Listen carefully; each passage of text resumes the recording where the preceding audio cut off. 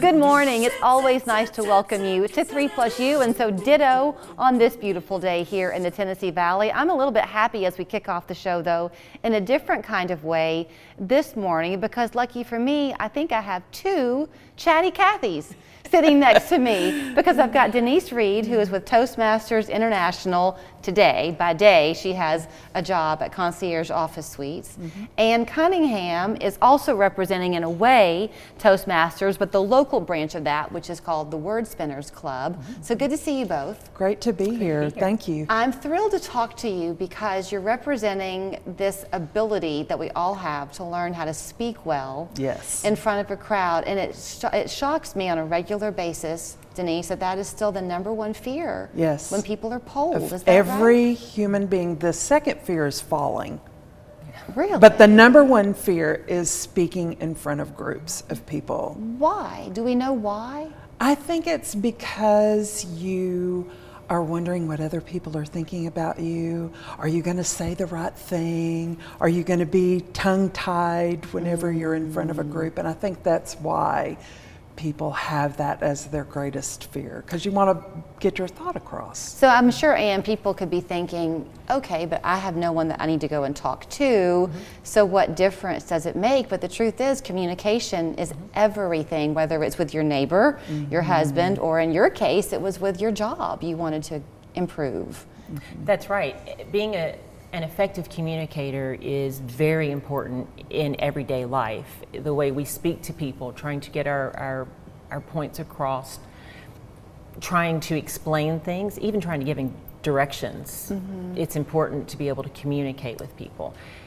I have become much more aware in Toastmasters of the way that I speak with people. I have found that I've learned that it is okay to pause and not to fill every little space with a so or a but or an And I believe that it's made me become more confident in the way that I speak as well. Okay, so one of the reasons y'all wanted to go ahead and come on is because coming up on March 8th, you're sort of giving people a chance to come and taste it for themselves, right? It's like an appetizer.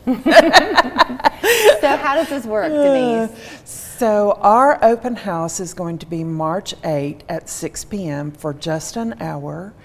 And we're going to be on Zoom. You can find us on Eventbrite to register for our open house celebrating our 25th anniversary for Wordspinners. And it's a great opportunity for you to sit in. You can let us know that you don't want to speak at all because you're terrified. But we want to encourage you for you to feel comfortable speaking in front of a group. Okay, so let's pause a second, because I don't have a fear of speaking in front of people. I mean, I guess that's kind of a no-brainer. I don't have that fear, but I'm not sure that I'm an effective communicator. So if I were to join your group, I'm pretty good at asking questions, but if somebody were to ask me one, and I had to tell you what I really thought about something, my mind would go in a million places. Is that commonly heard? That's very commonly heard. So Ann, I'm going to let you speak to that because she's one of our newer members in our club, just to see what all you've absorbed over this time. One of the games or competitions we have on every meeting is called the oh my goodness, I forgot what it was called. It's called Table Topics. It's called Table Topics, and it's a way to practice our impromptu speech. So you're asked a question, you can choose to join in, and it's a matter of organizing your thoughts briefly and very quickly, and then giving a very brief statement, a minute to a minute and a half.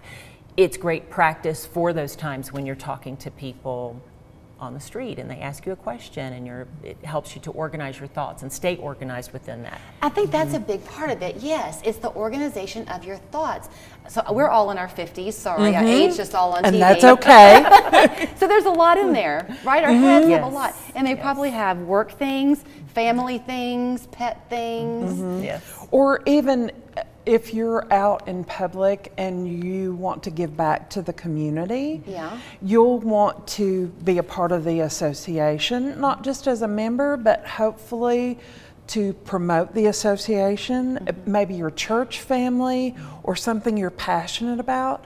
So you want to make sure that when you have that opportunity, like being on 3+U, that you organize your thoughts well so people understand what your main emphasis is that you're talking about. And there's a methodology to that. So here's how it goes, and it's really quick. You have your whole I guess, point you want to get across. Then you want to offer 3 bullets to support that main thought. And then you want to tell people what you just told them and summarize your idea.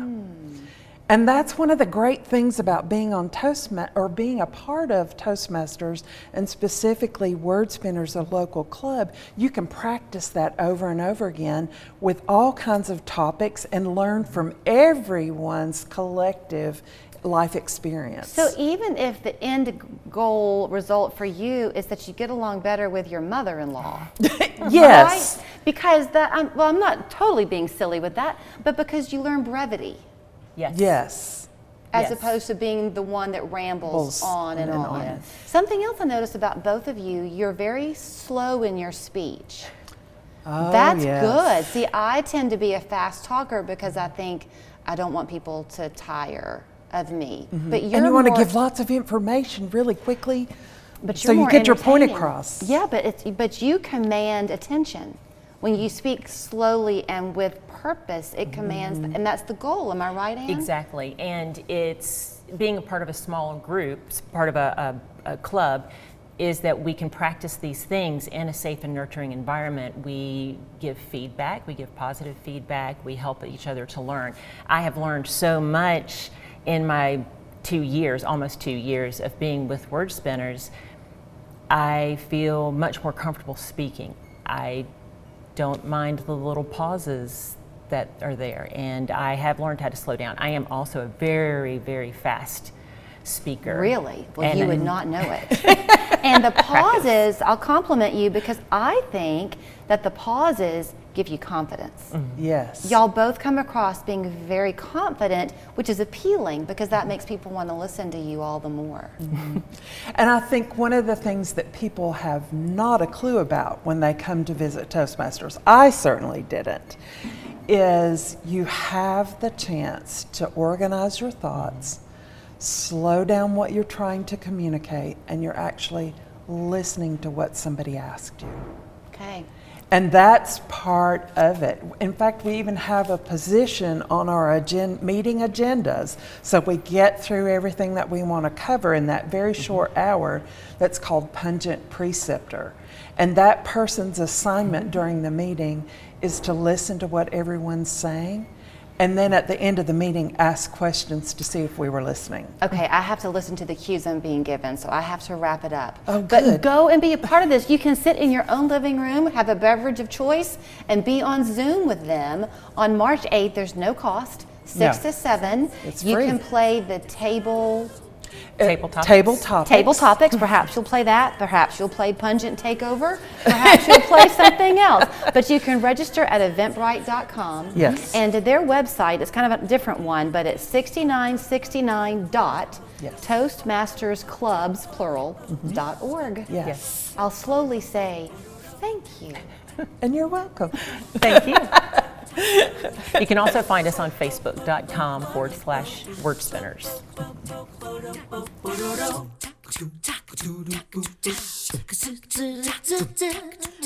Bobby Weir and Wolf Bros, featuring the Wolf Pack, Friday, February 24th for the Tivoli Theater Foundation 2023 Annual Gala at Soldiers and Sailors Memorial Auditorium.